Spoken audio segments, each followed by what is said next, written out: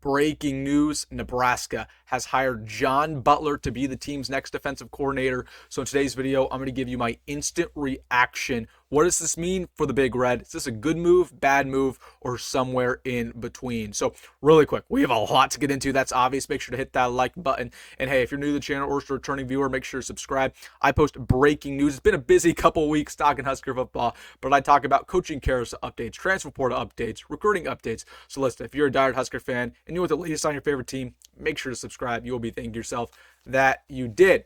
But without further ado, let's get into it. Talking about this move, it was just reported by Pete Thamel.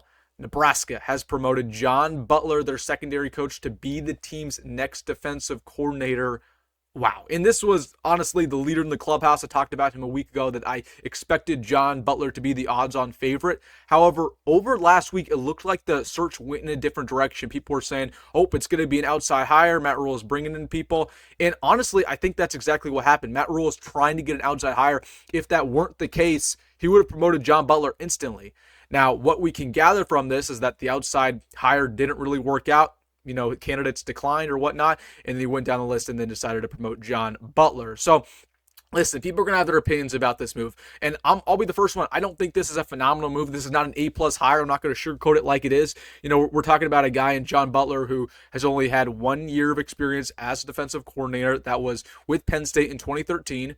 You know, if you look at that, the statistics behind that year with Penn State, they were middle of the pack at best in, you know, all of Power 5 defenses. We're talking about a guy who, you know, has been in the NFL the last couple of years. I don't know if he's really a phenomenal recruiter. So that definitely is going to be interesting to see what happens there. Now, I expect John Butler to run a 4-3 at Nebraska. So, you know, all the people who love the 3-3-5, I actually personally like the 3-3-5. I think it's aggressive. I think it's the new wave of college football. Whatever. It's probably going to go. It's going to a lot more likely be a more conservative 4-3 defense. I know that John Butler and Matt Rhule had their disagreements with Tony White, so expect a 4-3. But again, we're talking about a guy, again, it's not a phenomenal hire. I don't really want to spin it like it is, but I will say this. I think John Butler really has been a great secondary coach. He only had 1 year with Nebraska. Yes, the secondary wasn't good this year, but I think he's going to bring the best out of the secondary. And I think, you know, overall, we're talking about a guy who was always one of the better secondary coaches, whether that was in college football, the NFL. He's meant to be a defensive coordinator. He just really hasn't got his opportunity. Now's your opportunity, John Butler. Now is your opportunity to be a darn good defensive coordinator. Let's see what you got here, man, because, you know, we need our defense to be good. That's what Matt Rhule always calls for. And I'm not, you know what, to the people saying, you know, pessimistic about this move and saying, oh, we're going to have a terrible defense next year. We're not. And this is the dirty little secret behind whoever we were going to hire. It doesn't matter who we hire. We're going to have a good defense because we're a Matt Rhule coach football team. And Matt Rhule said this the other day in his press conference. He said, it really doesn't matter. Wherever I've been, whether it was at Temple, Baylor, or Nebraska, we've had good defenses. That's going to stay the same. So, you know, regardless of who we hired, whether it was John Butler or somebody else, we're still going to have a good defense. Don't be concerned about that. I think the interesting thing is just kind of his history. Again, I don't love going back to the 4-3. I would rather be kind of I'm a 4-2-5 guy. I like 5 DBs on the field. I think, you know, with these spread offenses taking over college football, it's best to have speed out there. But it is what it is. You're going back to the 4-3. That works the Big Ten.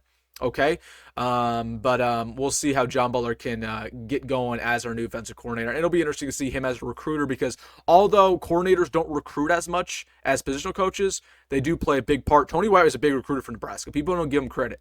A lot of those West Coast kids who are coming here, you know, like a Keona Davis, like a Brandon Erickson in the 2026 class, 5-star. All those guys in California, in Arizona, in those areas were interested in us because of Tony White. Tony White's a good recruiter. Let's hope that John Butler is half as good a recruiter because that might hurt us a little bit. But overall, this is a really meh move, and it was expected. I'm not too shocked by this. It is what it is. I wish we would have got a better hire, you know, from the outside of Jim Leonard. But, you know, this was the move that was probably always going to happen. The reason we hired him in the offseason was to be Tony White's replacement, and ends up coming true. So, all right, guys, let me know your thoughts down below. John Butler is our new defensive coordinator. Let me know what your thoughts in the comment section. What would you grade this hire? A, B, C, D, or an F? Let me know in the comment section. Hey, if you made this far in the video, make sure to hit that like button and subscribe. As always, folks, go Big Red, go Matt Rhule, and see you in the next one.